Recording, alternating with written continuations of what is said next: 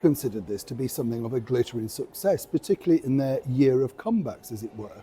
But what's really the problem is with Harry and Meghan, yes, they are the story, they're certainly pulling the headlines, but does the actual product sell? And more importantly, are a lot of people now left out of pocket? As ever, let me explain. Morning, good to see you today in the very heart of London's underground. As ever, we have to get our moments where we can.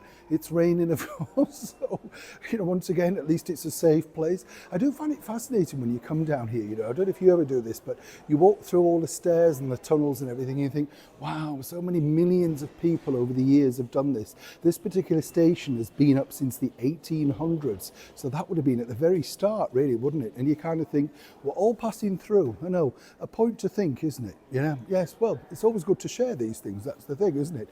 But atmospherical, and when you think also people slept down here during the London Blitz, incredible, and how brave were those people. That's why we owe them all so much to live to the full and the max and fight what's for ours. British history, you know what I'm saying? Thank you, by the way, for enjoying that recent video about British history and, of course, the historic royal palaces and the Tower of London. Yeah, fascinating stuff, isn't it? The cost of that. Who can afford it? As ever, who can afford Harry and Meghan? Let's get back to your royal story of the day. This bombshell really took off when Meghan decided she was 43% Nigerian. It was another thing she could hook her claw into, as it were, and suddenly everybody was going to be interested. She ramped it up even further, and of course a visit ensued. But did it really do anything for Nigeria? More importantly, did he do anything for a recent visit over to Colombia? Remember, of course, the president of Colombia decided to invite Harry and Meghan on the back of the fact that she'd enjoyed their Netflix series. That must have been acutely embarrassing to basically say, I'm inviting you because I enjoyed your TV show. Nothing to do with anything that you've done in the past or, of course, your attachment to the British monarchy. You see how this works. But a few months down the line, what is more fascinating is they were there, of course, to bring a highlight to their charitable foundations and all that sort of stuff.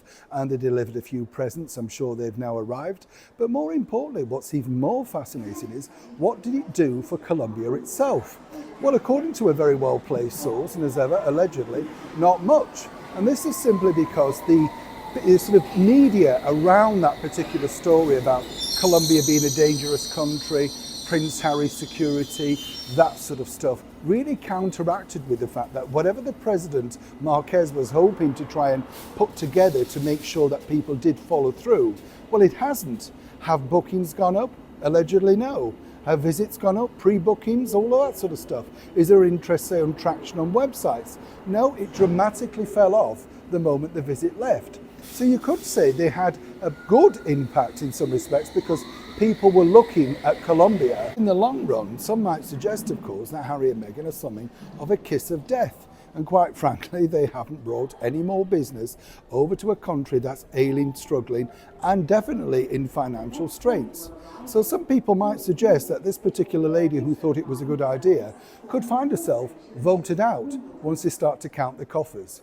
Either way, another black mark, many people say, for the former royals. Neil Sean in the very heart of London's underground.